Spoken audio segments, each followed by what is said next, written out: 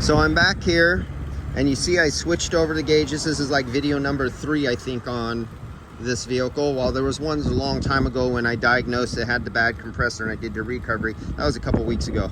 But now we're in the recharge. I don't know if I'm putting these together all at one time or if I already let out the videos when I did the recovery. But it has the rear AC on it.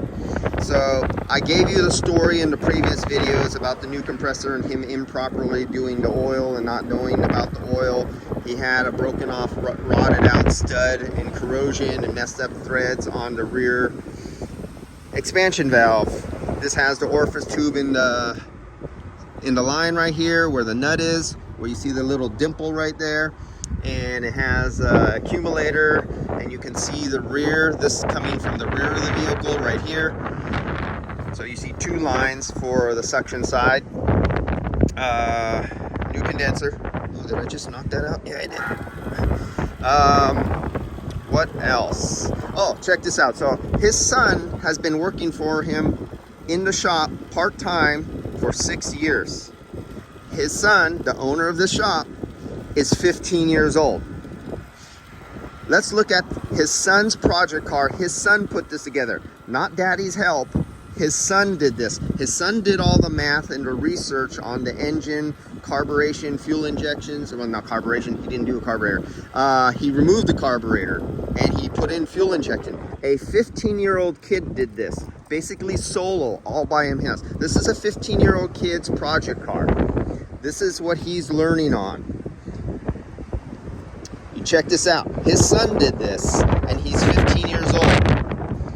Turbochargers, wastegate, fuel injection. His son whipped out the laptop and programmed in the timing, the fuel injection, the feed rate, the trim rate, everything. A 15-year-old kid did this. A 15-year-old kid converted this over. This is all the job of a 15-year-old kid. All right? Now, I haven't seen, I know one other kid, a little older, he started. Now, this guy here, his son started like me, the exact same way. And when I seen this, him working with his father and what he's accomplished, and he's now 15 years old, I haven't seen this since I was a kid. I knew a couple other guys who were like that, raised old school, but old school, who uses a computer, who does conversions like this on an old, an old Chevy 350, and you throw in a fuel injector, you throw in a turbocharger and stuff. A 15-year-old kid did this, right? These are the kids we need in this trade for automotive. Actually, another couple years in this, by the time he's 18, he should become a commercial refrigeration guy, and he'd be freaking tits, man. Excellent. He just has to learn air conditioning too. Because you need guys who can do programming and they understand how things migrate and change. And I got an airplane going over me. So yeah, I like to see stuff like that. When kids pre-high school do stuff like that, it's going to be patient student driver. He doesn't even have his driver's license yet.